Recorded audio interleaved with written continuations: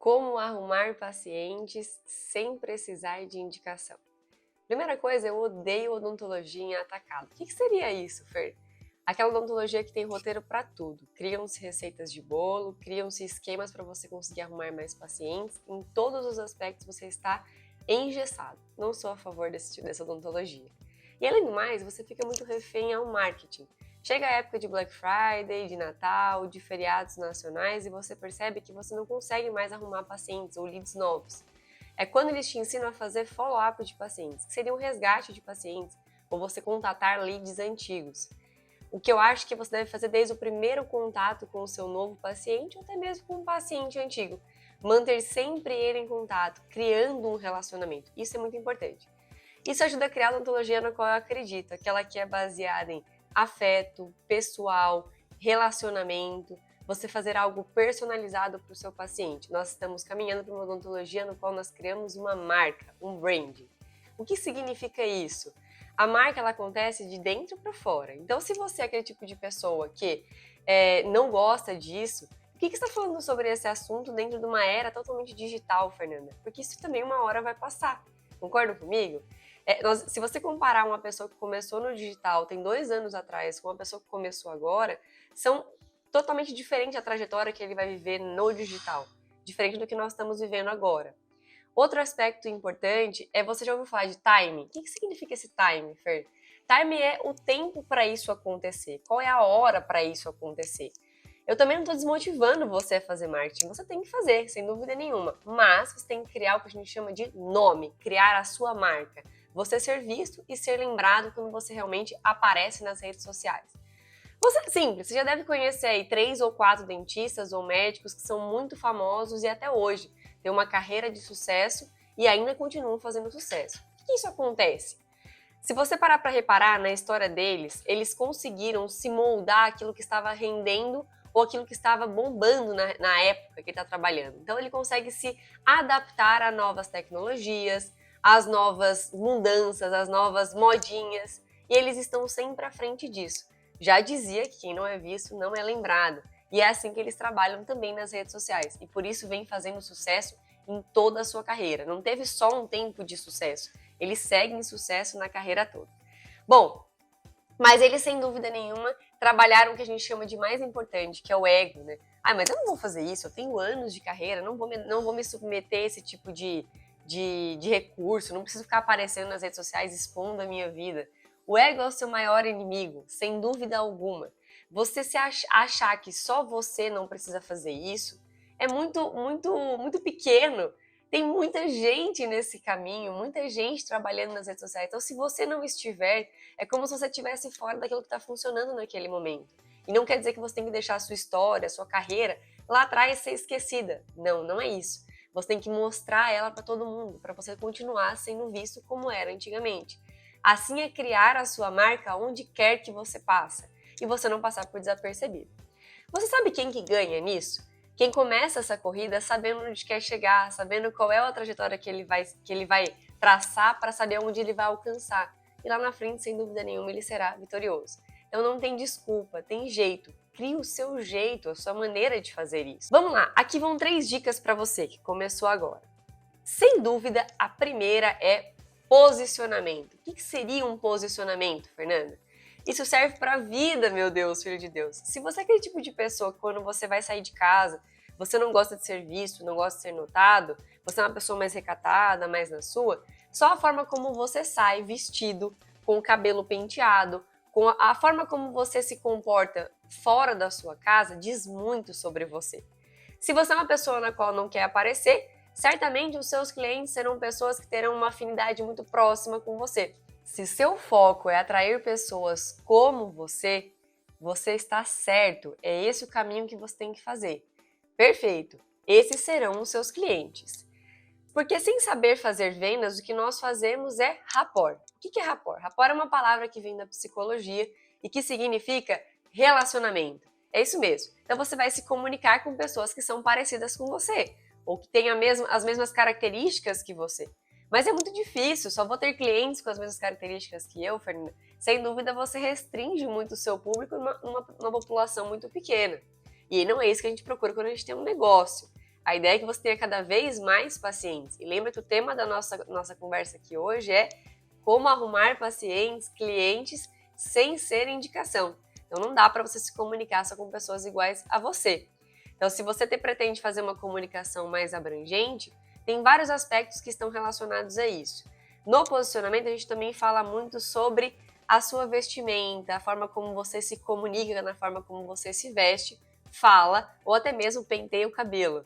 Tudo isso diz respeito à forma como você quer atingir o outro, ou se comunicar com o outro. Supostamente, essa técnica de venda, no qual a gente acabou de comentar, que é o rapport, ela é basicamente um espelhamento. É a pessoa conseguir se ver em você. Então, por exemplo, a pessoa vai lá e debruça sobre a sua mesa, e você vai lá e também debruça sobre a sua mesa. Ele está com os braços cruzados, você vai lá e está com os braços cruzados também. Ele não para de mexer no cabelo, você vai lá também e não para de mexer no cabelo. Coloca a mão no rosto, coça o nariz. São vários aspectos da linguagem não verbal que você pode fazer na mesma linhagem que seu paciente ou seu cliente, e isso se comunica com ele, na linguagem silenciosa. Isso é o rapport. Então, quando você sai de casa, certamente as pessoas que vão se comunicar com você, que estão provavelmente vestidas como você. Ah, Fer, mas eu sempre fui reconhecido como uma pessoa mais simples, que se comunica com pessoas de uma classe social mais simples. Não vejo problema com relação a isso. No marketing, se é esse tipo de pessoa que você quer se comunicar, e nós vamos falar sobre marketing aqui também, você está fazendo a coisa certa. O problema é que muitas vezes, quando você quer achar pacientes que não são clientes seus ainda no marketing, você precisa criar um certo grau de autoridade. E para criar autoridade, existem diversos recursos. A colorimetria é uma delas, as cores que se comunicam mais com você, que realçam a sua beleza. Isso diz respeito à sua cor de cabelo, a cor da sua íris, a cor do seu tom de pele. Tudo isso se comunica com cores que vão realçar mais e chamar você mais atenção nas redes sociais. Além disso, nós também temos os arquétipos. O que seriam os arquétipos? Os arquétipos são impressões que nós passamos. Então, alguns de nós vivem arquétipos que moldam como nós somos. Isso inclui algumas emoções, sentimentos que nós estamos passando naquele período da nossa vida. Os pensamentos que nós temos e, consequentemente, as nossas atitudes. Isso está muito atrelado aos nossos arquétipos. Não é incomum que em várias fases da vida você mude de arquétipos. Às vezes você é aquele tipo de pessoa que sempre está com a gola da camisa fechada até o último botão.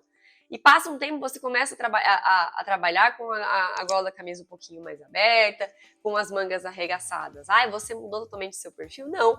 Mas os sentimentos que você está passando, a trajetória, né, a sua época de vida que você está passando, acaba mudando suas atitudes. Isso são os arquétipos que também estão atrelados. E diz muito sobre o seu posicionamento. Eu sei que esse aqui não é um bate-papo sobre liderança, mas só para adiantar um tema muito bacana, a forma como você se posiciona com a sua equipe cria a cultura do seu negócio. A cultura do negócio começa com você. Se você é aquele tipo de pessoa que não sabe se comunicar com os seus liderados ou com os seus colaboradores, eles também serão assim com os seus clientes. Serão pessoas mais recuadas, que têm medo e são intimidadas pelo que o seu cliente pergunta ou ele faz. Então, o seu posicionamento começa, não é no marketing, não é nas redes sociais, mas ele começa aí dentro, com os seus liderados, com a sua equipe. E essa cultura é que guia o comportamento da sua clínica, do seu negócio. A cultura é você quem faz. O seu posicionamento diz muito sobre a cultura que tem na sua clínica. E certamente ela diz muito sobre você. Poxa, Fernanda, então toda a responsabilidade é minha? Sem dúvida. Quando eu falo que um CNPJ é um CPF, é isso que eu quero dizer para vocês. Todo aquele pessoal que está englobando a sua equipe, o seu CNPJ, ele começa com um CPF, o seu. Então você tem que se posicionar para conseguirem ver em você aquilo que espelha neles. Lembra que eu falei de rapport? Os seus liderados, eles também fazem rapport com você. Se você chega na sua clínica ou no seu consultório sempre com o cabelo molhado, desesperado, com as roupas por colocar ainda, eles serão assim também. Vão se maquiar na clínica, vão terminar de se arrumar na clínica, porque eles nunca veem você chegando preparado para trabalhar. Se você é uma pessoa que só... Não tô te julgando por isso, mas tô dizendo que como você consegue perceber que as pessoas que estão em volta de você começam a ter comportamentos iguais ao seu. Você é um tipo de pessoa que não faz nenhum tipo de atividade física, não almoça direito, não tem bons hábitos. Certamente a sua equipe será muito parecida com você, porque eles passam mais tempo dentro da clínica do que na casa deles. Então, os hábitos, eles vão começar, a cultura dali instalada vai influenciar muito os seus colaboradores. E aqueles que não são da mesma cultura, às vezes podem até se desligar dela. Nós estamos indo para o extremo, sem dúvida nenhuma, mas é para você conseguir ver isso, às vezes mais de perto na sua clínica aí. Tá joia? Essa é a primeira dica. Segunda dica, gestão. Gestão é planejamento. Planejamento começa pelo seu tempo. Planeje sua rotina, planeje sua meta, planeje seus objetivos. Como, quem e quando. Coloque isso no papel, mas não só no papel, tire dele. Não faça também coisas muito audaciosas que você sabe que não vai conseguir. Você tem uma história, você tem uma carreira, você tem todo um percurso que você passou. Se você vai muito além daquilo que você já sabe que você é capaz de atingir ou de fazer, você vai se frustrar no meio do caminho. Planeje seu tempo de acordo com aquilo que você já consegue entregar. E aí, à medida que você vai entregando, você vai acrescentando mais desafios. E aí você começa a ver que aquilo lá que era lá atrás, você já não serve mais. São desafios mais audaciosos que você começa a fazer. E aí você não foge à regra, você consegue cumprir realmente. Segundo, gerencie o seu tempo. Então, de gestão nós temos gerenciamento aí do seu tempo, e gerenciamento do seu time. Gerenciamento do seu time, ele é o reflexo do que você faz. Como eu comentei anteriormente, posicionamento. Na gestão isso também existe. Quando você está gerenciando o seu time, você está, na verdade, gerenciando a cultura da sua equipe, a cultura do seu negócio. Lembre-se que o dono do negócio exige que você entenda que a casa é sua e que ali a cultura é você quem faz. As regras, elas não são impostas, elas são apresentadas. Não tem melhor regra, não tem melhor cultura do que aquela que você é o exemplo. Não tem como fazer empreendedorismo se você não for organizado, se as coisas não estiverem bem claras e as regras na mesa, né, para que todo mundo consiga facilmente alcançar e ler nas entrelinhas o que está sendo realmente acordado ali dentro. O negócio te chama para responsabilidade e quando você não é organizado, a conta no final ela é muito cara e aí ela não fecha. Se ela não fecha, quem fecha é o seu negócio. Isso é gestão de tempo e gestão de equipe. As responsabilidades, a organização é que faz com que o seu empreendimento ele vá para frente ou ele não vai. Se você não é organizado, se você não sabe quais são as regras e o passo a passo daquele negócio, e você não se posiciona para poder mostrar que você está ali para fazer aquilo acontecer, independente de quem for, porque o dono do negócio ele deve saber de como começa e como termina. É evidente que à medida que o tempo vai passando e ele vai evoluindo, é natural que vão sendo colocadas mais peças nesse jogo. Quem são as mais peças? Mais novos colaboradores, para que você consiga ter tempo para poder ver a estratégia de cima. E quem vai executar são seus colaboradores. Mas para poder saber se cada um está fazendo aquilo lá de forma correta e eficiente, de uma forma que você consiga atingir os seus objetivos, você certamente tem que saber fazer, executar. Isso, sem dúvida, é a sua responsabilidade. Quando a bagunça é grande, a conta não fecha. Lembre-se sempre disso. A sua equipe, elas precisam ser educados por você, para que eles façam por você quando você não estiver mais, ou quando você estiver já engajado em novas estratégias para poder fazer o negócio ainda mais crescer. Não confunda de forma alguma delegar com delargar. Delargar não vai dar certo.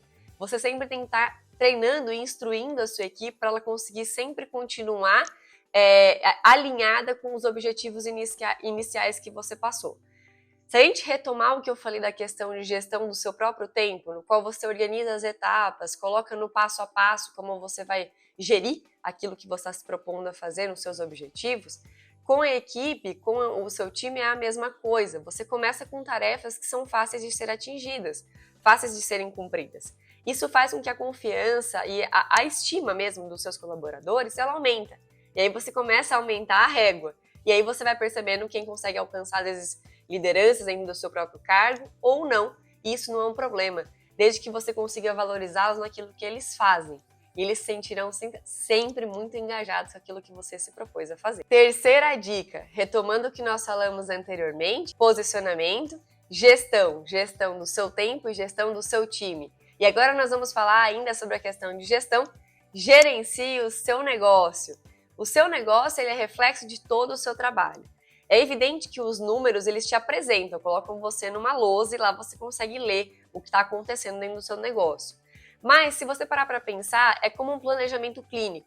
Se você faz um planejamento errado, ele vai mudar ali, seu ticket médio vai abaixar. A sua infraestrutura pode ser grande demais e ela tem que ser reduzida porque tem muitos custos e você planejou errado e os tratamentos vão ser menores. A mudança de infraestrutura muda também a sua equipe, você vai ter que ter menos equipe. Veja, parece que é algo simples, né? O seu paciente chegar e você planejar. Mas o planejamento da forma como você organizou o seu próprio consultório, ele diz respeito à forma como você deve fazer sua venda. Se você colocou no seu consultório lá 5 salas, mas você faz venda de restaurações, para você encher 5 salas e não fazer um planejamento prévio, que você precisa ter todas as agendas completas para sua hora clínica, condizer com o que você vende, tudo errado. Então, as suas oportunidades de vendas, né? Quantos pacientes entram na sua clínica e quanto você faz de fechamento no final, aquilo que você passou para o seu paciente, aquilo que você fechou, quanto realmente foi para o ralo. Ah, mas Fernanda, nem todo mundo que vai entrar na minha clínica vai fechar negócio comigo. Eu concordo com você. Isso é verdade, a gente tem que estar preparado para isso. Mas à medida que você está lá no seu marketing e você quer saber até quantos pacientes você precisa fechar para você ter os gastos da sua clínica pago e o lucro para você começar a aumentar o seu capital de giro e trabalhar às vezes com uma entrada menor, são planejamentos. Isso é gerenciar o seu negócio. No próprio planejamento clínico, quando a gente faz um planejamento clínico, a gente só olha para aquilo que a gente conhece, que pouco se conhece, ali também reduz muito o seu ticket médio. Quando você reduz muito o ticket médio, você tem que trabalhar o dobrado, trabalhar muito mais e tem que ter muito mais tempo para trabalhar. Ah, Fernanda, eu trabalho sozinho, eu tenho só um consultório na minha clínica. Não tem problema. Planeje quantos pacientes você precisa atender, como você quer fazer sua venda, quantas pessoas vão trabalhar junto com você, para você não dar realmente o passo maior que a perna. E isso lembrando sempre, esse gerenciamento depende exclusivamente de você, meu amigo. De você que fez o seu negócio aí sair do papel e começar a acontecer. É evidente que nós temos que calcular também antes de abrir um negócio quanto tempo ele pode durar. Se você tem lá um capital para ele fazer com que ele dure lá, ele seja sustentado por você por quanto tempo? Ah, Fernanda, eu vou abrir meu negócio, eu e mais uma pessoa. Legal. Então, vocês dois juntos têm que ter lá uma renda, um capital que vai sustentar o seu negócio por pelo menos 6 meses. Ah, não, Fernanda, eu vou abrir meu negócio sozinha. Se você abrir seu negócio sozinho, o tamanho do negócio tem que ver quanto você tem de capital para poder sustentar. Isso é gerenciar o seu negócio. Quando você abre e quando ele já está acontecendo. Sem se esquecer que negociação com fornecedores também você tem que fazer, porque se você não tem muito capital de giro ali na sua clínica, você não consegue, às vezes, fazer uma venda, a entrada ser suficiente para pagar os gastos e pagar fornecedores à vista. Então, você também tem que pensar com relação a isso. Precificação. A sua precificação tem que estar casada aí, né, com a alíquota que você vai pagar, com a taxa de cartão que você trabalha, com os boletos, se você pretende colocar boletos ou não na sua clínica. Tudo isso é gerenciamento. Gerenciamento é planejamento, é administrar o seu negócio. E isso também cabe em gestão. Retomando o que nós falamos, gestão então tem 3 fases, né? Gestão do seu tempo, gestão do seu time e gestão do seu negócio. Terceira dica, marketing. A sofisticação, sem dúvida nenhuma, está na simplicidade, você conseguir transmitir aquilo que você se propôs a fazer. Isso não tem nada a ver com classe social, isso tem a ver com entender o seu posicionamento e seguir ele adiante. Ter objetivos muito bem traçados e cumprir com aquilo que você pretende apresentar. Tudo que você se posiciona, seja polêmico, seja lifestyle, seja um bordão, tudo isso cria a sua marca. O marketing nada mais é do que o posicionamento, a transposição da sua vida pessoal num catálogo. Ali o que você vende como imagem é o que cria a sua marca do seu trabalho. Uma marca você cria de dentro para fora e o marketing nada mais é do que isso. Você deixar exposto, escancarado a sua marca. Quando eles batem o olho, eles sabem que é você que está falando. E se aquilo lá é de verdade ou não é. Isso também fica muito nítido no marketing para quem conhece. Qual é a conclusão então desse nosso bate-papo aqui? Tem vezes que a gente acerta, tem vezes que a gente aprende na vida. O bom é que você pode vir hoje para as redes sociais sem nunca ter aparecido. Sem ter, na verdade, nenhum tipo de autoridade ou conhecimento sobre aquilo que você faz. Então, isso é o grande problema, às vezes, das redes sociais, né? E que, às vezes, muita gente que tem já uma história bem consolidada tem receio de aparecer aqui, porque acha que vai ser mentira, porque acha que não precisa. Isso não é verdade. Você traz para cá, traz para as redes sociais algo que você já vivia na sua vida pessoal. Lembra que eu comentei com vocês? Lembre-se, o marketing nada mais é do que a transposição da sua vida num catálogo. E é aquilo que você quer mostrar, evidentemente. Só lembrando que quem é visto é lembrado. Se você tem toda uma história para ela ser lembrada, muitas vezes você precisa aparecer. Então, mesmo que você tenha anos de carreira, você vai precisar vir aqui para poder contar um pouquinho sobre ela. E às vezes competir com pessoas que nunca tiveram história nenhuma, mas conseguiram se marcar, criar uma branding, criar uma marca nas redes sociais que ficou muito forte. Que às vezes não tem nenhum ano para comemorar em história no offline. Cuidado, lembre-se que o ego é o seu maior inimigo. Não ache que você não precisa fazer. É ao contrário. Aqui todo mundo é igual. O que você precisa fazer é começar a fazer. Como eu sempre falo, não tem desculpa, minha gente. Tem jeito.